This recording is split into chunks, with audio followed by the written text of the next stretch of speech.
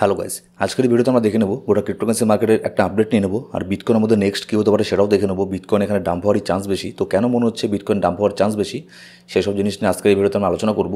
মার্কেটের মধ্যে কিছু গুড নিউজ আছে, আবার কিছু ব্যাড নিউজও আছে, তো সেসব জিনিস আমরা দেখে নেব। আর মার্কেটের মধ্যে আরেকটা জিনিস এখানে হচ্ছে, ক্রিপ্টোকারেন্সির মধ্যে কিন্তু একটা হ্যাকিং হয়ে যাচ্ছে। তো কীভাবে আপনার ক্রিপ্টোকে আপনি সেফ রাখবেন এক্সচেঞ্জের মধ্যে, ট্রাস্ট ওয়ালেটের মধ্যে, সেটা নিয়েও আমরা এখানে দেখব। অনেক সাইবার অ্যাটাক হচ্ছে বর্তমানে, ঠিক আছে? তো সেটাতে কীভাবে সেফ থাকবেন নিজেকে সেসব জিনিস আমরা দেখে নেবো আজকের এই ভিডিওতে। তো ভিডিও শুরু করার আগে ক্রিপ্টোকারেন্সি মার্কেটের ছোট্ট একটা ক্রিপ্টোকারেন্সি ডিসক্লেমার। এবার যদি আমরা ফিয়ার অ্যান্ড গ্রিড ইন্ডেক্সে চলে যাই, বর্তমানে মার্কেট তারপরেও কিন্তু গ্রিডের মধ্যে আছে 65 বর্তমানে স্কোর চলছে। এবার যদি বিটকয়েনের মধ্যে চলে আসি, বিটকয়েনের মধ্যে 1 ঘন্টার ক্যান্ডেলের মধ্যে এখানে আমরা দেখব যে বিটকয়েন ট্রাই করেছিল ওপরে যাওয়ার, ঠিক আছে, কিন্তু 66,700 এখান থেকে মার্কেট আবারও একটা ডাম্প করে। কেন করে সেটা আমি বলছি। তখন একটা ব্যাড নিউজ বের হয়েছিল মার্কেটের মধ্যে, যার ফলে এখান থেকে মার্কেট আর উপরের দিকে যায়নি, এখান থেকে আরও নিচের দিকে চলে আসে। এবার এখানে নেক্সট এখানে কী হতে পারে দেখুন, নেক্সট এখানে চান্স বেশি আছে বিটকয়েনের মধ্যে ডাম্প হওয়ার। আপনার যে বিটকয়েন এর আগে যে টেস্ট করেছিল $60,000 টেস্ট করেছিল, এবার কিন্তু মার্কেট এখানে আপনার 59 থেকে $52,000 মধ্যে ওখানে টেস্ট করতে পারে, ঠিক আছে? এবার যদি আমরা একটু প্রিভিয়াসলি চলে যাই, এখানে দেখলে দেখব 20 মার্চ 2024 সালে এখানে কী হয়েছিল, আপনার বিটকয়েনের প্রাইস 60,800 পর্যন্ত এসেছিল। এখান থেকে বড় ধরনের একটা বাউন্স ব্যাক নিয়ে উপরে চলে যায়, তারপরে কিন্তু আর এখানে টেস্ট করতে আসেনি। কিন্তু এবার আমরা কী দেখলাম সেদিন, যে ইসরায়েল আর ইরানের ব্যাপারের জন্য এখানে 60,800 যে ডলারটা রেঞ্জটা, এটাকেও কিন্তু ব্রেক করে মার্কেট নিচে চলে আসে প্রায় 60,000, কোনো এক্সচেঞ্জে 59,800 পর্যন্ত প্রাইস চলে আসে। এবার এখান থেকে কিন্তু এর আগে যদি আমরা দেখি, এখান থেকে কিন্তু একটা কুইক রিকভারি নিয়েছিল, ঠিক আছে, কিন্তু সেরকম কুইক একটা রিকভারি কিন্তু আমরা এখান থেকে দেখছি না। কারণ এখন ব্যাপারটা হচ্ছে একটু আলাদা আছে, হালভিংয়েরও একটা ব্যাপার আছে, যুদ্ধের ব্যাপারটাও আছে, তারপরে আরও কিছু মার্কেটের মধ্যে ব্যাড নিউজ আছে, সেটাও আমি আপনাদের পরে আপনাদের সাথে শেয়ার করছি। এবার যদি ডেইলি ক্যান্ডেলের মধ্যে বিটকয়েনকে আমরা দেখে নিই, ডেইলি ক্যান্ডেলের মধ্যে আমরা দেখতে পারবো যে বিটকয়েনের নেক্সট যে এখানে বড় ধরনের একটা সাপোর্ট আছে, সেটা হচ্ছে 56,600। কারণ হচ্ছে এটা হচ্ছে আমাদের 100 ডেইলি মুভিং অ্যাভারেজ, ঠিক আছে? এবার এরপরে এটা অনেক দূরে, এখানে আপাতত মার্কেটে আমরা দেখছি না, কিন্তু এখানে 52,000 পর্যন্ত মার্কেট এখানে চলে আসতে পারে। যদি আমরা উইকলি ক্যান্ডেলে এখানে দেখি, মার্কেটের মধ্যে উইকলি ক্যান্ডেলে আমরা দেখব 20 মান্থলি উইকলি যে ক্যান্ডেলটা আছে, 20 মান্থ মুভিং অ্যাভারেজটা যা আছে, 20 মান্থলি মুভিং অ্যাভারেজ, সেটা হচ্ছে 53,500 রেঞ্জের মধ্যে আছে। এবার যদি মার্কেট এখান থেকে একটু করে নিচে নামতে থাকে, তাহলে যে মুভিং অ্যাভারেজটা আছে এটাও কিন্তু একটু করে নিচের দিকে নামবে, নেমে এসে এটা 52,000 কিংবা 51,500 মধ্যে এখানে থাকতে পারে, ঠিক আছে? তো সেজন্য 20 মান্থলি উইকলি যে মুভিং অ্যাভারেজটা আছে, এটাও যদি আমাদের জন্য বড় একটা সাপোর্ট। আবার এখানে মার্কেট কিন্তু এখানে আসারও চান্স বেশি আছে। এবার মার্কেট যদি নিচের মধ্যে আসে, প্যানিক মানে কখন এখানে প্যানিকের একটা বিষয় হবে দেখুন, যদি এখানে 20 উইকলি মুভিং অ্যাভারেজটাকে ব্রেক করে নিচে চলে আসে, মানে 52,000কে যদি ব্রেক করে নিচে আসে, তাহলে এখানে হিউজ পরিমাণে মার্কেটের মধ্যে একটা প্যানিক হবে। আর শুধু আপনার $2,000 না, এখানে যদি $59,000কেও যদি ব্রেক করে, ঠিক আছে, অল্ট কয়েনের মধ্যে কিন্তু 50% পর্যন্ত এখানে আরও কারেকশন হয়ে যেতে পারে। এবার কেন ওটা হতে পারে সেটাও আমি আপনার সাথে শেয়ার করছি একটু পরে। এবার আমরা সোজা চলে যাব যে ইসরায়েল আর ইরানের যে যুদ্ধটা চলছে তার উপরে চলে যাব। সব কিছু এখন ডিপেন্ড করছে এইসব নিউজের উপরেই, ঠিক আছে?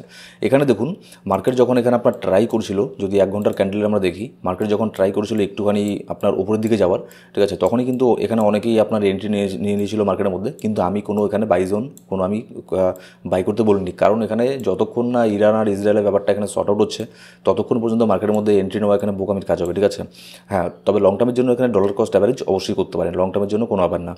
এখানে যখন 66,800 প্রাইস উপরের দিকে যাচ্ছিল, ঠিক আছে, তখনই এখানে আরেকটা নিউজ মার্কেটের মধ্যে কী চলে আসে, যে ইসরায়েল তো এর আগে বলেছিল যে নেক্সট 24 থেকে 48 আওয়ারের মধ্যে আমরা এর বদলা নেব, কিন্তু তারা সেটা করেনি। কিন্তু তারপরে ইসরায়েল যে আছে, ইসরায়েলের যাদের যে জেনারেল আছে, তারা এরকম একটা বলেছে, স্টেটমেন্ট দিয়েছে যে আমরা প্রতিজ্ঞা করছি এর বদলা আমরা অবশ্যই নেব, আমরা ইরানের অ্যাগেনস্টে আবারও স্ট্রাইক করব, কিন্তু সেটা সময় মতো, নির্দিষ্ট কোনো টাইম ফ্রেম দেয়নি যে 1 দিন পরে করবো না 2 দিন পরে, 24 ঘন্টা না 48 ঘন্টায় না 72 ঘন্টায়, কিন্তু বলেছে আমরা এর বদলা অবশ্যই নেব।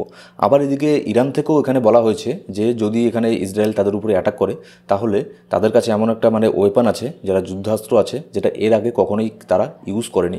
এবার সেটা কোন যুদ্ধাস্ত্রের কথা তারা বলেছে সেটা অবভিয়াসলি সেটা কেউ জানে না।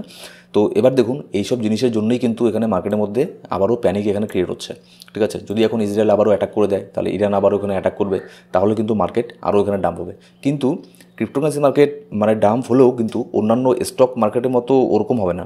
কারণ কি দেখুন, যখন এর আগে রাশিয়া ইউক্রেনের যুদ্ধের সময় আমরা দেখেছি, হ্যাঁ মার্কেট ডাম্প হয়েছে, কিন্তু আবার রিকভারও করেছে সবচেয়ে তাড়াতাড়ি ক্রিপ্টোকারেন্সি মার্কেট।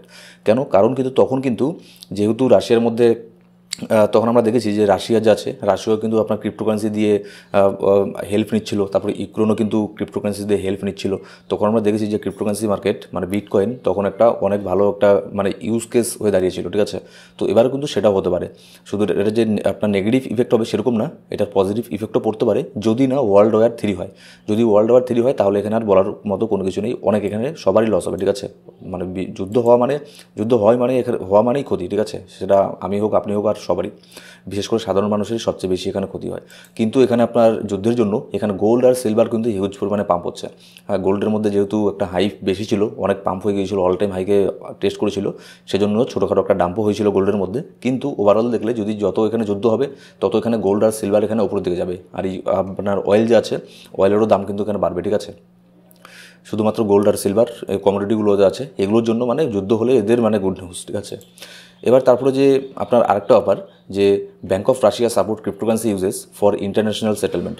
এবার যে রাশিয়া আছে, রাশিয়ার যে ব্যাঙ্ক আছে, তারা ইন্টারন্যাশনাল সেটেলমেন্ট মানে এক দেশের সাথে অন্য দেশের যে আপনার অর্থনৈতিক আদান প্রদান হোক কিংবা অন্য কোনো জিনিসের আদান প্রদান হোক, সেই ক্ষেত্রে ইম্পোর্ট এক্সপোর্টের ক্ষেত্রে তারা এখানে ক্রিপ্টোকারেন্সি দিয়েও এখানে আপনার ইউজ করতে পারে, এরকম একটা গুড নিউজ বেরো আসছে। কিন্তু তারপরেও এইসব গুড নিউজ মার্কেটের মধ্যে কোনো কাজে দেবে না, যেহেতু এখানে বড় ধরনের একটা ব্যাড নিউজ মার্কেটের মধ্যে সার্কুলেট হচ্ছে।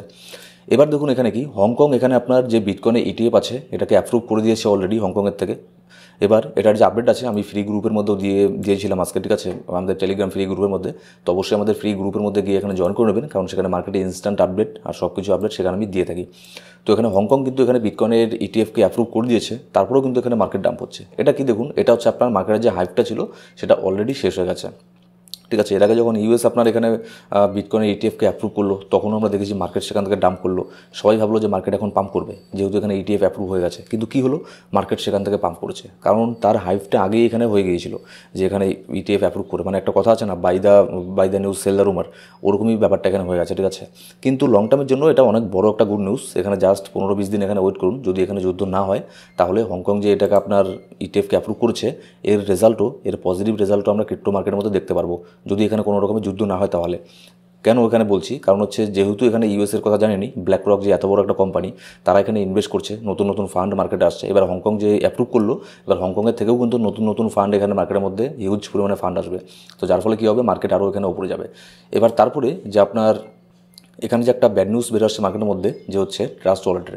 আপনার মোবাইলের মধ্যে যদি ট্রাস্ট ওয়ালেট থাকে আর আপনি যদি আইফোন ইউজ করে থাকেন তাহলে আপনার এখানে অ্যালার্ট হয়ে যান, ঠিক আছে। ট্রাস্ট ওয়ালেটটা একটু চেক করে দেখুন। আর এখানে কী হচ্ছে, মানে ট্রাস্ট ওয়ালেটের মধ্যে আইফোনের মধ্যে যে আই মেসেজ বলে একটা অপশন থাকে, এসএমএস করার যে অ্যাপ্লিকেশনটা, সেটার থ্রু কিন্তু এখানে আপনার সাইবার অ্যাটাক করছে বা হ্যাকাররা।